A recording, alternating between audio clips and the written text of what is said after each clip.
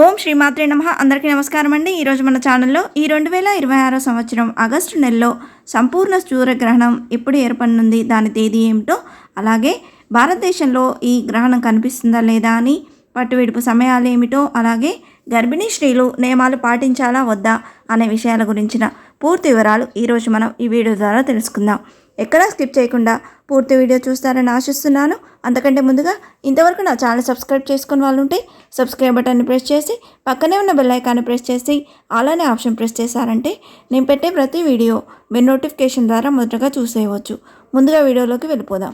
హిందూ మతంలో జ్యోతిష శాస్త్రం ప్రకారం సూర్యగ్రహణానికి ప్రత్యేక ప్రాముఖ్యత ఉంది. సూర్యగ్రహణం అనేది ఒక ఖగోళ దృగ్విషయం. భూమి సూర్యుని మధ్య చంద్రుడు వెళ్తున్నప్పుడు సూర్యగ్రహణం ఏర్పడుతుంది. ఈ సమయంలో భూమిపై సూర్యకాంతి తగ్గుతుంది లేదా పూర్తిగా అదృశ్యమవుతుంది. ఈ దృగ్విషయాన్ని సూర్యగ్రహణం అంటాం. సాధారణంగా సూర్యగ్రహణం అమావాస్య రోజున ఏర్పడుతుంది. అయితే ఈ 2026 సంవత్సరంలో 2 సూర్యగ్రహణాలు 2 చంద్రగ్రహణాలు ఏర్పడ్డాయి.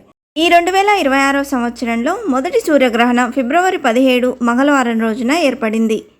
ఈ ఆగస్టు నెలలో ఏర్పడేది 2వ సూర్యగ్రహణం. ఈ 2వ సూర్యగ్రహణం అనేది ఈ 2026 సంవత్సరంలో ఆగస్టు 12 బుధవారం రోజున సంభవిస్తుందని ఖగోళ శాస్త్రజ్ఞులు పేర్కొన్నారు.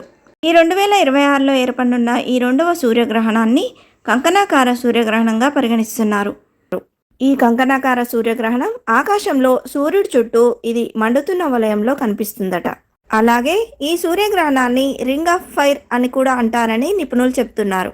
భారత ప్రామాణిక సమయం ప్రకారం ఈ గ్రహణం ఆగస్టు 12వ తేదీ రాత్రి సంభవిస్తుంది. ఈ గ్రహణం పట్టువిడుపు సమయాలు ఆగస్టు 12వ తేదీ గ్రహణం పాక్షిక దశ అనేది రాత్రి 9 గంటల 4 నిమిషంలకు ప్రారంభమై ఆగస్టు 13 ఉదయం అంటే తెల్లవారుజామున 4 గంటల 25 నిమిషంల వరకు ఉందండి. మొత్తంగా ఈ సూర్యగ్రహణం యొక్క ప్రధాన దశ అనేది 6 నిమిషాల 23 సెకండ్ల పాటు ఉందండి. అందువల్ల ఈ గ్రహణాన్ని సుదీర్ఘకాల సూర్యగ్రహణంగా పరిగణిస్తున్నారు. సూర్యగ్రహణం సంభవించే సమయంలో భారతదేశంలో రాత్రి సమయం కావడం వల్ల దాన్ని ఇక్కడ చూడడం అసాధ్యం. కాబట్టి గ్రహణం సూతకాలం ఇక్కడ వర్తించదు.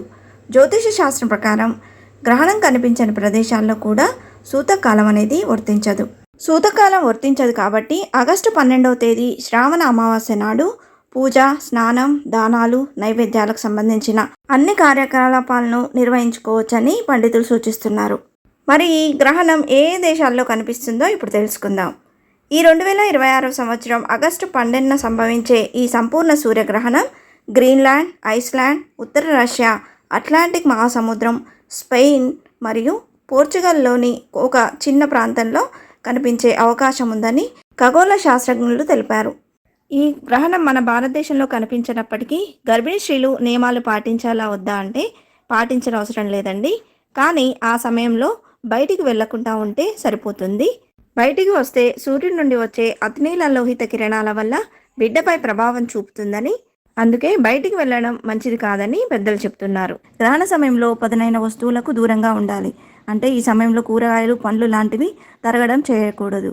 ఒకవేళ అలా చేసినట్లయితే పుట్టబోయే పిల్లల పెదవులు చీలి పుడతారని నమ్ముతారు. గ్రహణ సమయంలో లోహ వస్తువులకు దూరంగా ఉండాలి. ముఖ్యంగా గుండు పిన్నులు, హెయిర్ పిన్నులు, నగలు లాంటివి తాగకూడదు. ఈ గ్రహణ సమయంలో భగవన్నామ స్మరణ చేసుకుంటే మంచిదని పండితులు చెప్తున్నారు. ఇంతే ఫ్రెండ్స్, ఈ వీడియో మీకు నచ్చిందని ఆశిస్తున్నాను. ఇలాంటి ఇంట్రెస్టింగ్ వీడియోస్ కోసం please subscribe my channel and press the bell icon. అలాగే లైక్ చేయండి, షేర్ చేయండి. మీకు ఏమైనా సందేహం ఉంటే నా కమెంట్ బాక్స్లో పోస్ట్ చేయండి. మరొక మంచి వీడియోతో మేము ముందుకు వస్తాను. అంతవరకు సెలవు. సర్వేజన సుఖినో భవంతు. స్వస్తి.